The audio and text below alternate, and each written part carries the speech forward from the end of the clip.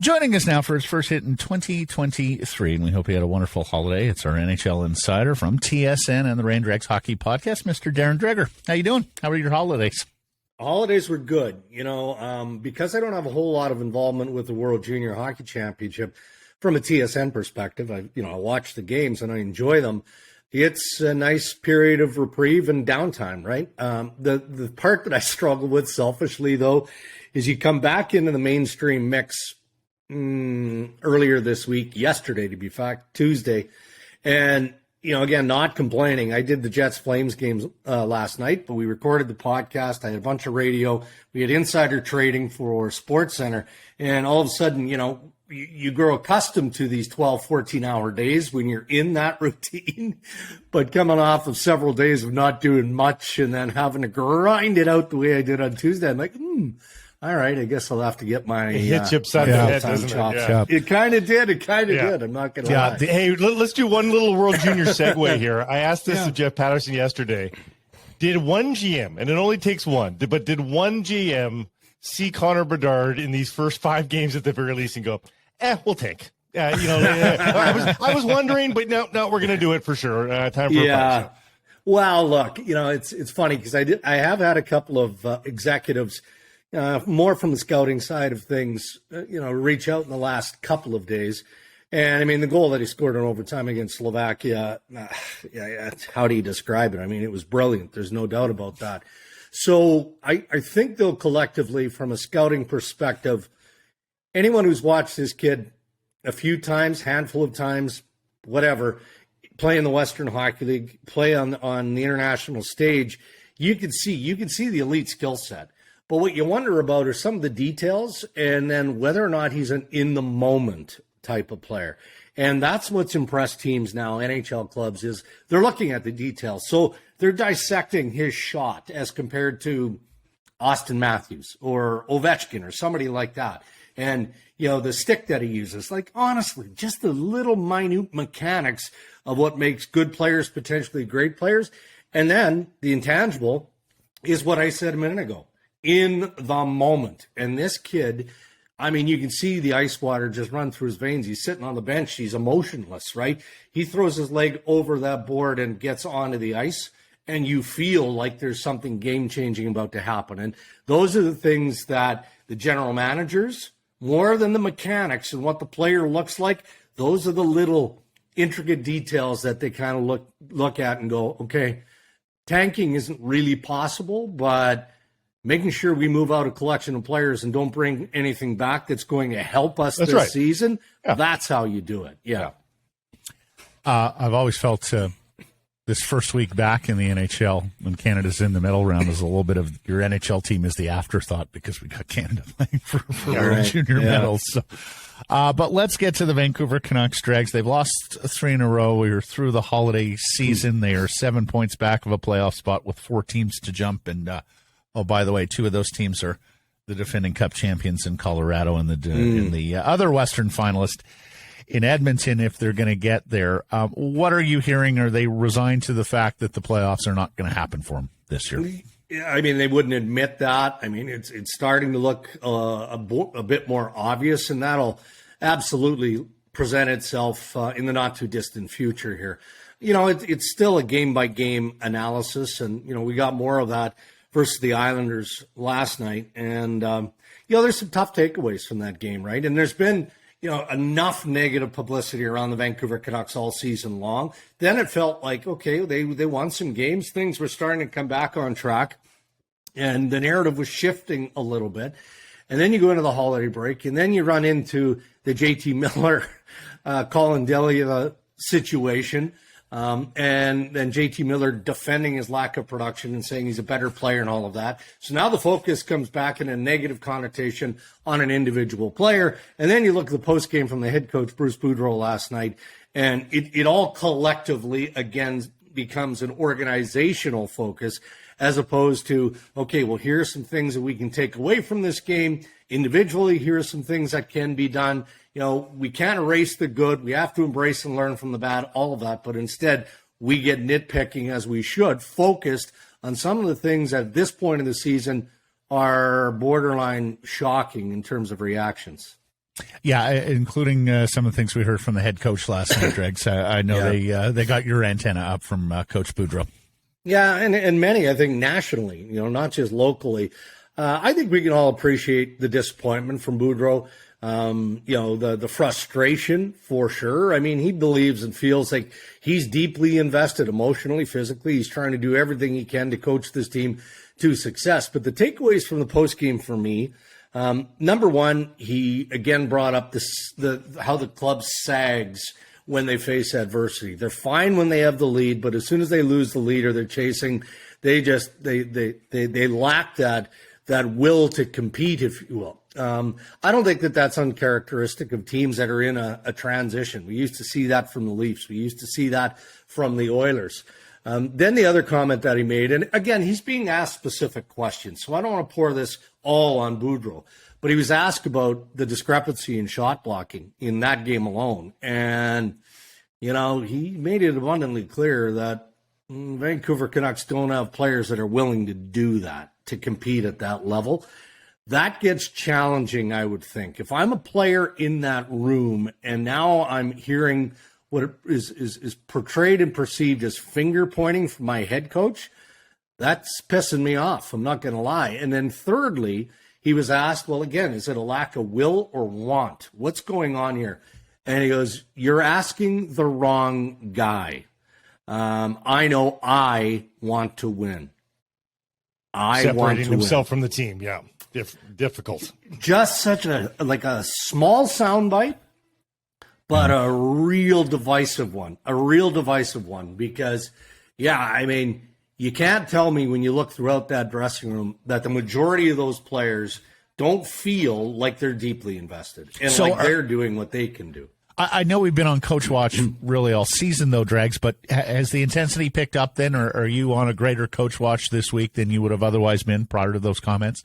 Yeah, because of the comments, but, I don't have any inside information that suggests that Patrick Allvin or Jimmy Rutherford are saying, okay, that's enough. We've had enough. I felt like that a month ago, and then this too shall pass, and it did.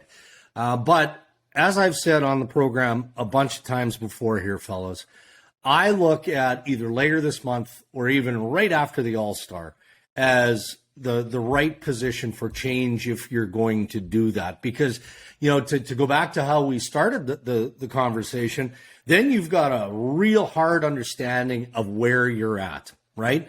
And you're a non-playoff team. You're going to start moving the pieces out that make you a team of interest. And that's Horvat, and that's Boeser, and that's basically everyone else outside of the obvious that you're not going to move that you'd consider moving. So the time may not quite be there yet. I don't know that it isn't, but just based on calendar, we're getting closer. And I don't think you can have too many more post games like that one last night before management feels like you know what this reminds me of? And as I was thinking about this morning when I rewatched the post game, Dom Ducharme and the Montreal Canadiens and Jeff Gorton letting him go when he let him go, and then doing the surprising, with Martin St. Louis, right? So I don't think in a perfect world, the Montreal Canadiens would have limped right till the end of the year with Dom Ducharme. But it got to a point where Jeff Gorton felt like they had to do something. They had to do something because developmentally, your young players are suffering. So when Allvin and Rutherford feel like that's the case, that'll be the end of the road for Bruce Boudreau. Well, it's interesting you bring that up, and this is obviously not equating Jeremy Colleton's career to Marty St. Louis. They're different, but he's got far more coaching expertise than Marty St. Louis did at the time. But I'm hearing that name just as a theory, not in terms of any scoop.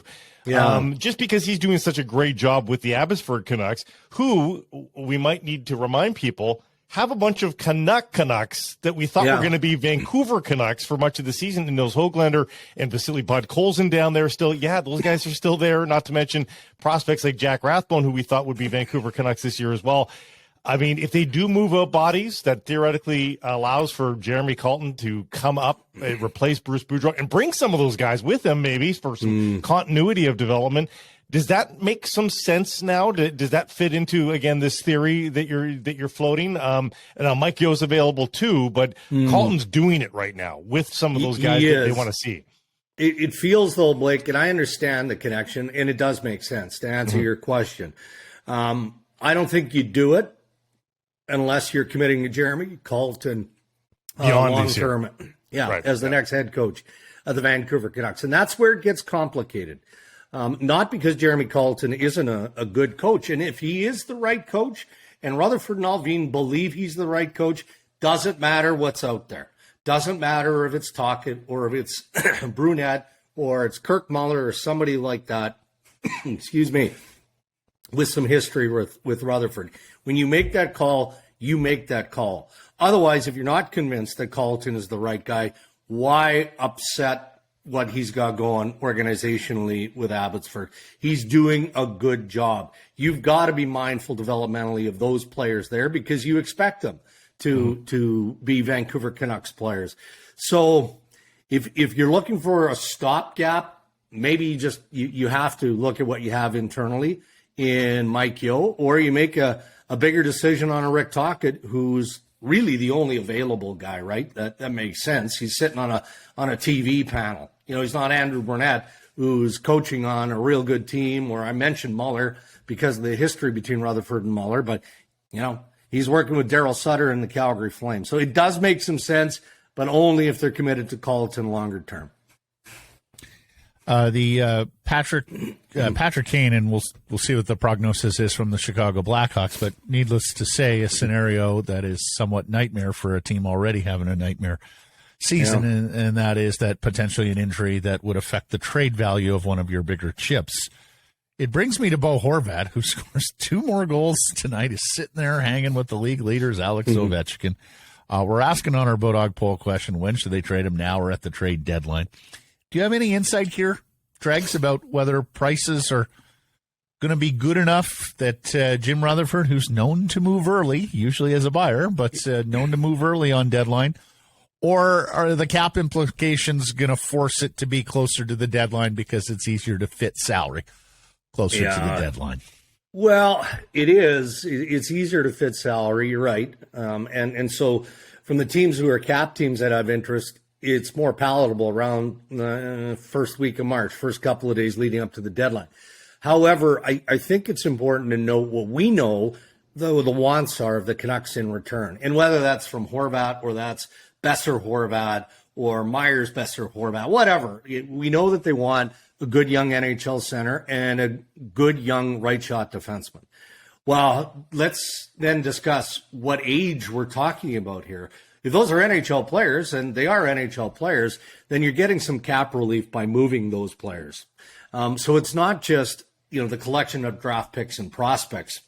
You're actually relieving some of your salary by making that work. So that's why I think that Horvat and Boeser especially, they're on the clock. They're on the clock. And Vancouver's timeline is not rigid.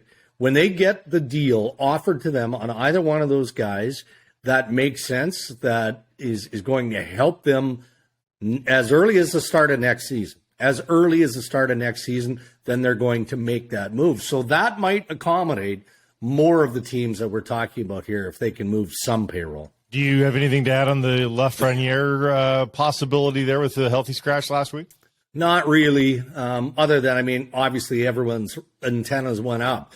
Yeah. And I have no doubt, as has been reported, Chris Drury fielded some calls, just GMs doing their due diligence. Is there something that we need to be aware of here? And look, if you get to that point, make sure you give me a call, that kind of stuff. But the messaging back has been pretty simple and understandable. They have not given up on Alexis Lafreniere. This is the challenge and the risk that you take with top drafted players when you throw them into the National Hockey League, ready or not, here they come. And then it takes a few years, and you realize that they're still not quite ready. So, they put them in the press box for a reset. Sometimes that can help players with just pace of play. Gerard Gallant is as good a player's coach as you're going to find. The communication between him and Lafreniere would have been extreme. So for Turk to get to the point where he felt like he had to healthy scratch him, the player just isn't getting it. But obviously, he's a player of interest that we'll be talking about leading right up to the deadline, but I don't see it happening anytime soon. And unfortunately, they've got recent history of players needing these extra years. Filipino looked like he was going to be a bust as soon as last year, and now all of a sudden he had the great playoffs last year, and he's brought that to the regular season. He's got 9 goals in 31 games and could very well be a 20-goal scorer by the end of the season. So look, but I will say this, and we kind of touched on Patrick Kane a little bit earlier. The problem that they have there is they've got Zibanejad. So, how do you fit Kane into that equation in your top 6? I think you try and find a way. But, if I'm Kyle Davidson and Chris Drury is calling me asking about what the return is for Patty Kane, I mean, wouldn't you ask for Alexei Lafreniere as part of it? I think you'd have to. So we'll see. Dregs, yesterday, Dollywell joined us, mentioned they've been trying to move Myers, Pearson, Garland, even Boeser. Now, it looks like with some of those players, they may have to give up an asset or take a bad contract back in an effort to make the trade happen. Have they crossed that bridge? Like, I know they gave up a second-round pick to get Jason Dickinson out of here. Have they crossed the bridge that they may have to pay to get some salary relief and move some of these contracts or take bad salary back? Do you know that? Not yet, but I think it's also common sense, right? When you look at some of these deals, and it depends on how eager you are to get rid of them. Also important to note that, the trade deadline is a critical date on the calendar, but there's a lot of time between now and the start of next season. So as creative as we in the media want Alvin and Rutherford to be in moving out some of these contracts, maybe you can afford to be a little bit more patient and see what comes around in the summer. When I look at, at Tyler Myers, maybe I'm in the minority. I'm sure I am, inside the Vancouver market. I think that this guy can still be a very effective player. I do. I mean, given his size and wingspan, and in a better structured environment, contending team, I think that he could be a big help. How do you make that work? Well, you make it work by doing exactly what you said, Matt. So I would look at a scenario like that where maybe Vancouver takes back an expiring contract or a shorter term on a piece that they feel like, it's not great, but it's not entirely horrible either, that we can live with for another year. But to move out all of those guys like Pearson, Garland, Myers, the other two, Boeser and Horvat, there's a market. There is. I mean, Horvat is priority because he's an expiring deal. Boeser, whether it's at the trade deadline or it's in the offseason, they'll be takers for him. I mean, guys have him pegged as a 25-goal man per season. So I think they may have to get a little bit more creative with Myers and Garland and Tanner Pearson. Marvelous stuff, my friend. Happy 2023 to you. Appreciate this. We'll catch up next Wednesday. Great. Be well, fellas.